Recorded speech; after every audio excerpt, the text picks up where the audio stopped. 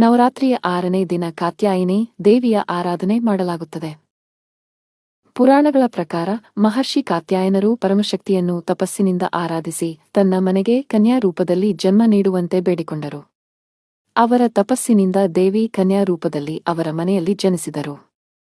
ಆದ ಕಾರಣ ಆಕೆಗೆ ಕಾತ್ಯಾಯಿನಿ ಎಂಬ ಹೆಸರು ಬಂತು. ಕಾತ್ಯಾಯಿನಿ ದೇವಿ ಅಷ್ಟಮಹಿಷಾಸುರ ಮರ್ದಿನಿಯ ರೂಪದಲ್ಲಿ ಪ್ರಸಿದ್ಧ ಮಹಿಷಾಸುರನನ್ನು ಸಂಹರಿಸಿದ ಶಕ್ತಿಯವಳೆ. ಆಕೆ ಸಿಂಹದ ಮೇಲೆ ಸವಾರಿಯಾಗಿ 4 ಕೈಗಳಲ್ಲಿ ಕಮಲ, ಖಡ್ಗ, ತ್ರಿಶೂಲ ಹಾಗೂ ಅಭಯಮುದ್ರೆಯನ್ನು ಧರಿಸಿರುವ ರೂಪದಲ್ಲಿ ಕಾಣಿಸುತ್ತಾಳೆ.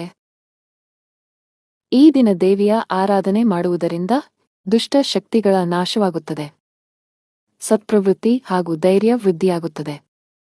ವಿವಾಹಕ್ಕೆ ಬಯಸುವ ಕನ್ಯೆಯರು ದೇವಿ ಕಾತ್ಯಾಯಿನಿಯನ್ನು ಭಕ್ತಿಯಿಂದ ಪೂಜಿಸಿದರೆ ಮನಸ್ಸಿನ ಆಶೆಗಳು ಈಡೇರಲಿವೆ ಎಂದು ನಂಬಿಕೆಯಿದೆ.